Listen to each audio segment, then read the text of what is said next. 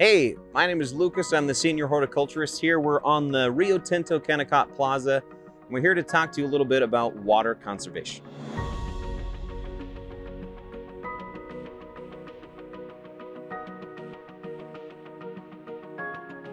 So as you may have noticed, the Western United States and North America is experiencing some pretty intense drought. And Utah is the second driest state in the whole nation. Now, luckily, we've had a little bit of rain here and there, but we are still struggling. So as a homeowner, 60% of our water usage goes towards watering the lawn. That's crazy.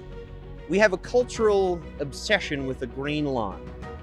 But most of the lawns that we use are a bluegrass mix or something that loves the cold temperature. So when we're in the heat, like we've had unnormally hot times and lack of water, then lawns go brown that are used to a cold season. Just because your grass is brown doesn't necessarily mean that it's dead.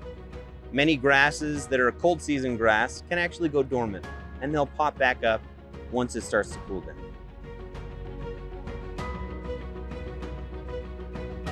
So instead of lawns, maybe we can try using more water-wise plants. Now we have a lot of these here on the plaza. In fact, many of what we planted here, not only are they Utah native, but they're extremely drought tolerant. Now, a lot of people hear the word xeriscaping, and it sounds like you're gonna put rocks in your yard and there's spiky cactus and yucca, and it feels like, well, I'm moving to the Southwest, you know, and it doesn't have to be that way.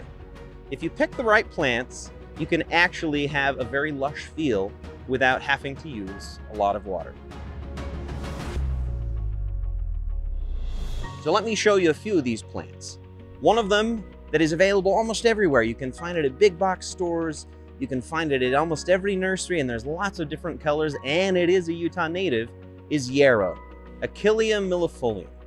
Now this has beautiful ferny foliage. It's very soft. Some of it's silvery, some of it's more green, and it's something that's so tough, once it's established, you can actually mow it like a lawn, and it'll take foot traffic, and it's just fine, it'll come back. But the flowers are beautiful, and butterflies love it, bees love it. You have yellow, there's white, there's pink, there's red, there's orange. It is a beautiful addition to a water-wise yard. Another one that I love to use, and I know that I said it seems like a desert, is yucca. Yucca filamentosa, the Adam's needle yucca, and there's a variety that's called bright sword, and it's beautiful. It's kind of yellow stripes, and in the fall you actually get some pinks on it, but the flowers get almost 4 feet tall, and they're fragrant, and they're very beautiful. And once you put it in, it gets established, you don't ever have to water it. The last thing that I want to highlight that doesn't seem like it's drought tolerant, but once you put it in, it will go and go and go and go, is a rose of Sharon. It's a Syrian hibiscus. Now, once those are established, they will flower for you from summer until it freezes. They're beautiful. A little bit of fertilizer, and you're good to go. Now, here's the thing. What if you don't have an ability to plant all these new plants and you just got to deal with what you've got? Well, there are tips to use water at a better time so you're not wasting as much water. So the time of day that you water makes a big difference. If you have a sprinkler system or if you're hand watering, you want to do it when it's cooler. So 6 p.m. to 10 a.m., you get less evaporation, and the water that you use is actually more effective.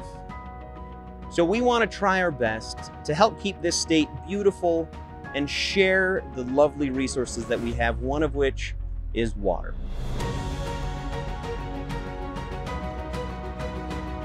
So we hope you learned some ways to save water today here at the aquarium. And if you want to come check out some really cool plants that are very drought resistant, come on down to the plaza here at the Loveland Living Planet Aquarium. Love to see you.